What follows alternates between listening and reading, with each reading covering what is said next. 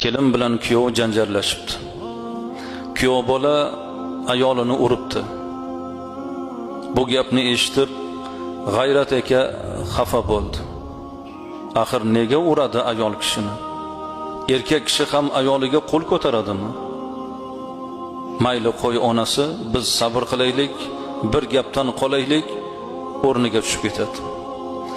Oradan yana bir vaqt o'tib yana xabar keldi. Kuyov yana qizni uribdi, kaltaklabdi. Ayol ko'z yosh qildi, yig'ladi, lekin erkak G'ayrat aka sabr qilishimiz kerak. Biz bir gapdan qolishimiz kerak. Inshaalloh bir farzand bersa, o'rniga iliqlik tushadi. Inshaalloh hayoti joyiga tushadi deb, ularni farzand ko'rishdan umidvor bo'lib o'sha kunlarni kutib yurdi. Alloh bularga bir farzand berdi, o'g'il berdi. Erkak ayoliga aytdiki, onasi ana endi o'rniga tushadi.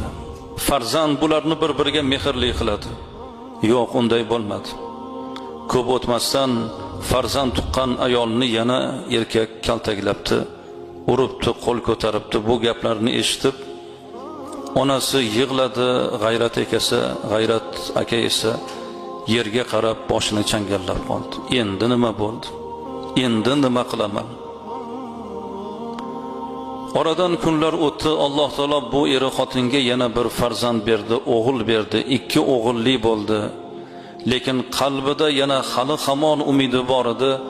Endi esi kirib qolar, axir 2 ta o'g'il tuqqan ayolga ham erkak kishi qo'l ko'taradimi axir? Yo'q, 2-chi farzand ko'rgandan keyin ham erkak o'zini ayolini kaltaklashni qo'ymabdi. Oxiri jonidan o'tib ketgach, qiz 2 go'dak bilan otasini uyiga qaytib keldi. G'ayrat aka o'sha kundan boshlab ko'chaga chiqqisi kelmay qoldi. Odamlar bilan gaplashgisi kelmay qoldi. Chunki u xafa bo'ldi. Butun insoniyatdan, birgina insonni qilgan qilmishidan butun insonlardan o'zicha xafa bo'ldi. Ko'pga bormasdan kasal bo'lib yotib qoldi. Va mana shu yotgan holida ahvoli og'irlashib vafot etdi. Janozaga kelganlar hayron qolishdi. Axir 60 ga kirmagan erkak, yurib turgan odam, nima bo'ldi bu odamga?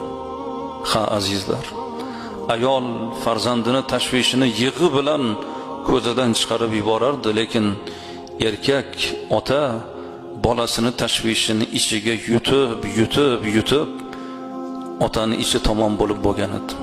Zil ketib bo'lgan edi.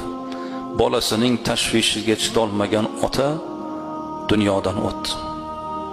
Qani endi qizi qaytib kelgan otani, bir kun qaytgan qizni uyida saqlab o'tirgan otani qalbini ochib ko'rishning imkoni bo'lsa. Kelini bor odam ko'p narsani o'ylash kerak. Keliningizga hurmat ko'rsating, omonat qildik. O'zimiz sovchi bo'lib bordik-ku axir. Bering qizingizni iltimos deb turib, o'ylab ko'ramiz desa yana bordik, odam qo'ydik, yaqinlarni o'rtaga soldik. Odam o'zi xaridor bo'lgandan keyin mard bo'lish kerak. Ayol, qiz otani yuragini bir bo'laga azizlar.